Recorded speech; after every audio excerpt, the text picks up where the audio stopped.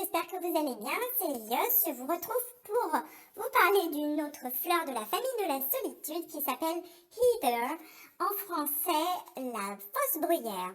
Donc en latin c'est Calluna vulgaris et donc c'est une fleur qui pousse sur des sols très pauvres, en symbiose avec un champignon qui s'appelle la clavère. Et c'est une fleur qui est extrêmement résistante, donc elle pousse sur les sols siliceux, acides. C'est avec elle qu'on fait la terre de bruyère pour cultiver les rhododendrons, comment on appelle ça, les hortensias et compagnie.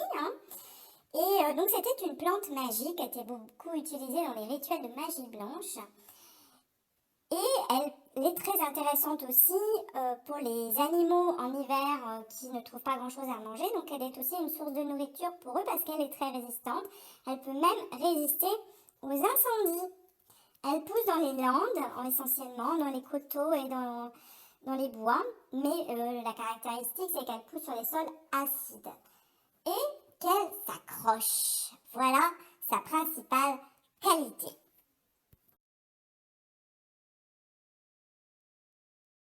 Les animaux de type bruyère donc, sont très nombrilistes, égocentriques.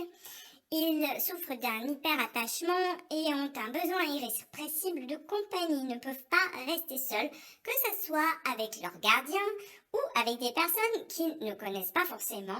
Ces animaux souffrent vraiment d'une anxiété de solitude. Alors pour être un peu plus concret, je vous propose d'écouter le témoignage de Calypso, qui est un chien qui souffre d'anxiété de solitude. Bonjour Calypso, pouvez-vous nous dire comment se manifeste chez vous cette anxiété? Oui, bonjour Elia, je vous remercie de m'avoir invité. Donc moi je suis quelqu'un qui ne supporte pas du tout de rester seule. Je suis avec ma gardienne depuis 5 ans déjà et je suis tout le temps sur ses genoux. Je suis un véritable pot de colle, je suis tout le temps dans ses jambes, je veux voir tout ce qu'elle fait. Je veux qu'elle s'occupe tout le temps de moi et je veux qu'elle me caresse. Donc je fais tout pour remonter sur ses genoux, etc. Et si on me laisse seule, je fais plein de bêtises. Je vais ranger les meubles, je vais abîmer des choses et puis je vais aboyer aussi parce que voilà, je ne n'aime pas non plus le silence. Et j'apporte mes jouets à tout le monde aussi. Par exemple, quand il y a des visiteurs, j'aime bien montrer toutes mes affaires, j'aime bien montrer tout ce que je sais faire et tout.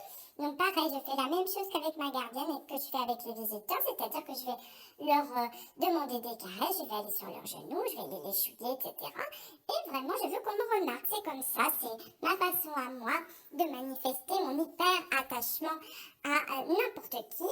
Et je ne suis pas très autonome, c'est vrai que c'est là mon gros problème. Merci beaucoup pour votre témoignage Calypso. Et maintenant j'appelle donc le chat Roger qui lui aussi souffre d'anxiété de solitude. Bonjour Roger, alors comment ça se manifeste chez vous?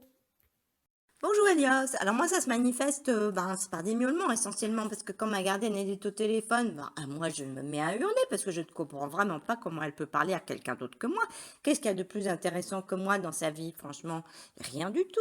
Donc voilà, je miaule jusqu'à ce qu'elle raccroche. Et c'est pareil s'il y a des visiteurs à la maison, eh bien quand ils s'occupent de quelqu'un d'autre que moi, je miaule parce que c'est moi la chose la plus intéressante dans cette maison. C'est moi. Qui d'autre est intéressant? Personne. C'est à moi qu'ils doivent s'intéresser. Donc voilà, je leur rappelle simplement que c'est moi qu'il faut regarder. C'est tout. C'est simple. C'est comme ça. Ok. Bon, eh bien, prenez bien votre élixir de bruyère, donc 3 gouttes 3 fois par jour minimum, pendant au moins un mois pour vous, j'ai l'impression. Eh bien, je vous remercie mes amis fleuris de m'avoir écouté et je vous donne rendez-vous pour une prochaine vidéo dans laquelle je vous ferai un petit exercice récapitulatif pour que vous mémorisiez les fleurs de la solitude. Donc nous irons au salon de toilettage cette fois-ci. À très bientôt!